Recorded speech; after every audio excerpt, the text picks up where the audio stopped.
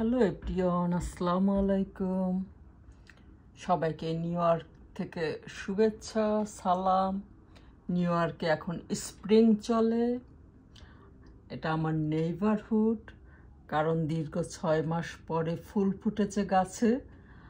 আর এখন 10 degree Celsius, কারণ spring time.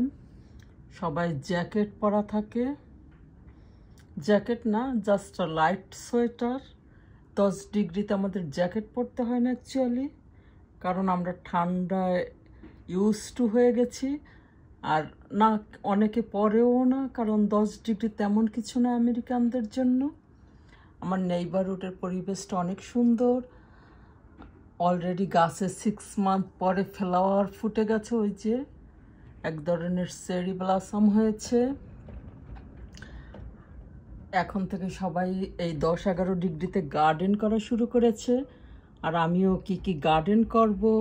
Already garden আমি সয়েলে, মাটিতে করেছি, যেটা বলে। এই ঘর ব্যালকনিতে বসে এরকমের নাইস ভিউ দেখা যায়। আমি এরকম আমার ব্যালকনিতে বসে এরকমের ভিউ দেখি।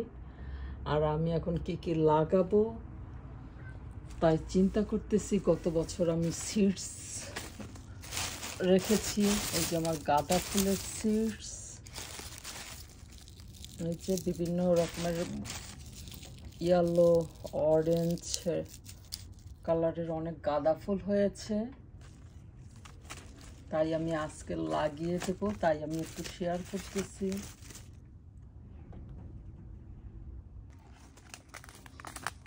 আমার ব্যালকনিতে কি বীজ আমি রেখেছি গত বছর আমার গার্ডেন থেকে,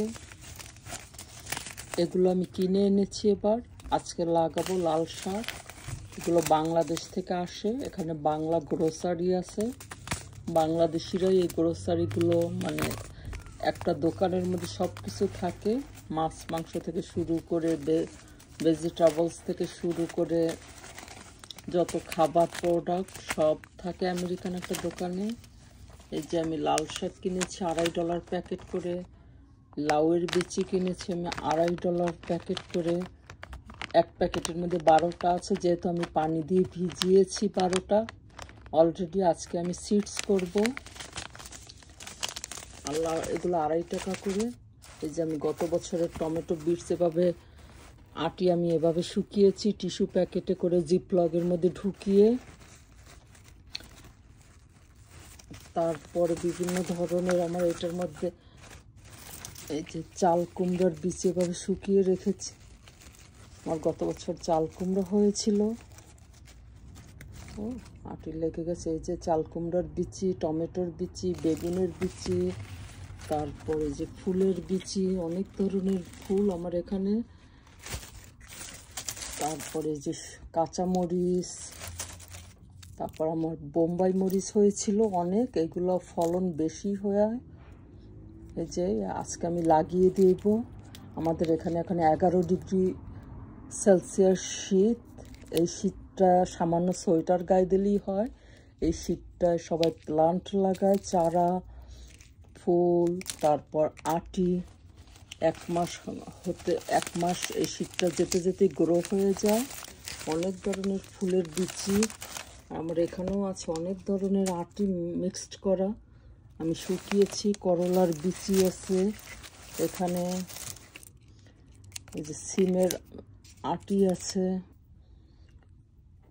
গত বছর আমার অনেক করলা হয়েছিল, এই যে অনেক বড় বড়, আর 3-4 ধরনের করলা। এই যে আমি মিক্সড করে আসলে রেখেছি।